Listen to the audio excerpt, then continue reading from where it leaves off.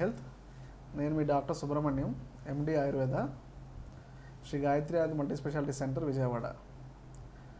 So రీసెంట్గా నాకు వచ్చిన క్వైరీస్లో పైల్స్ గురించి చాలామందిని అడుగుతున్నారు మన నెటిజన్స్.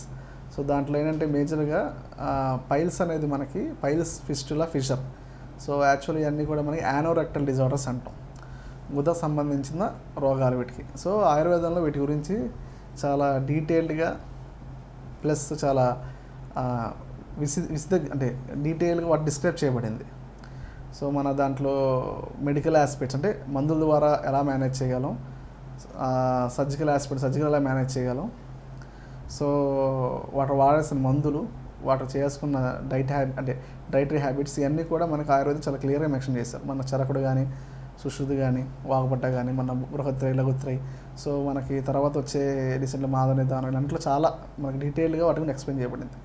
సో ఈ మధ్యకాలంలో అంటే జనరల్గా ఏంటంటే మనకి almost 60% of the people irrespective of age and sex, జనరల్గా ఎవరిలో అయినా సరే ఈ anorectal problems common.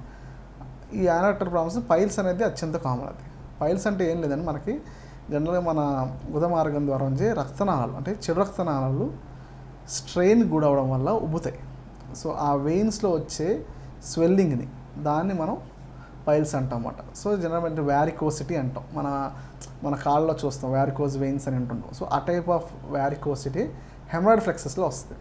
So is known as haemorrhoids. So ఆ హెమరాయిడ్ వెయిన్స్లో వస్తాయి. సో వాటిని హెమరాయిడ్స్ అంటాం అన్నమాట. సో ఆ వెయిన్స్లో వచ్చే ఆ స్వెల్లింగ్సే మనకి దాని 4 స్టేజెస్లో ఉంటుంది. మనకి గ్రేడ్ 1, గ్రేడ్ 2, గ్రేడ్ 3, గ్రేడ్ 4 అంటాం. జనరల్గా గ్రేడ్ 3, గ్రేడ్ 4 మనం సర్జికల్ ఆస్పెక్ట్ చూస్తాం. బట్ కొంతమంది పేషెంట్స్ మనం గ్రేడ్ 3 వరకు కూడా మెడికల్ మేనేజ్ చేసే అవకాశం ఎక్కువ ఉంటుంది మనకి.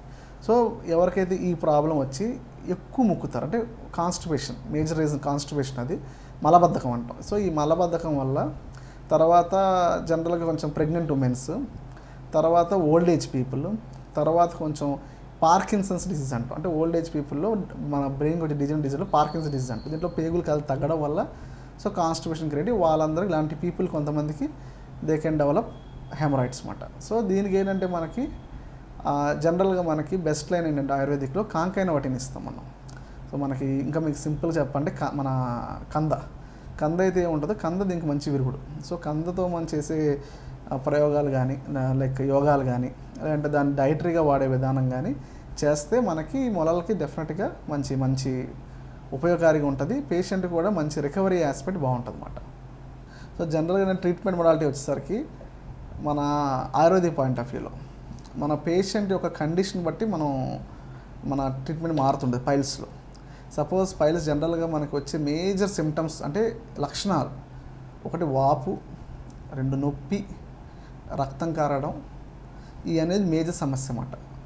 ఈ మూడింటికి కూడా మేజర్గా ఏంటంటే మలబద్ధకం వల్ల మనకి జనరల్గా స్టిమ్యులేట్ అవుతాయి. సో ఈ ఇష్యూస్ అన్నమాట. సో మన పేషెంట్ ఒక స్టేజ్ బట్టి మనం ట్రీట్మెంట్ మార్చుకుంటాం. జనరల్గా మన ఆయుర్వేదిక్ చాలా యోగాలు చెప్పారు, లైక్ అభయారిష్ట కానీ లేకపోతే మన కాంకైన బట్టి కానీ, తర్వాత మన ఆయుర్వేదిక్లో ఉన్న అవస్థ స్టేజ్ బట్టి మన యోగాన్ని సెలెక్ట్ చేసుకుంటాం. అలా మనకు ఎన్నో రకాల యోగాలు మనకి ఆయుర్వేదిక్లో మెన్షన్ చేశారు.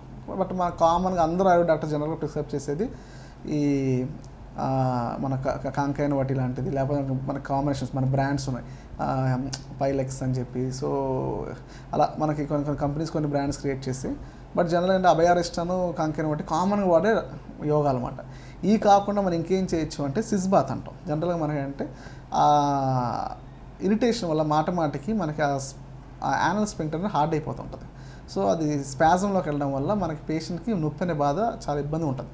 సో జనరల్గా సిస్బాత్ అని చేయడంలో టబ్బులో మనకి గోరువెచ్చని వేసి దాంట్లో ఒక మెడిసిన్ ఇస్తాం మన ఆయుర్వేదిక పరంగా. లైక్ మనం దానికి సంబంధించి ఆ స్పాజం ఫ్రీ అవ్వడానికి యూజ్ చేసిన మెడిసిన్స్ ఉంటాయి, హెర్బ్స్ ఉంటాయి.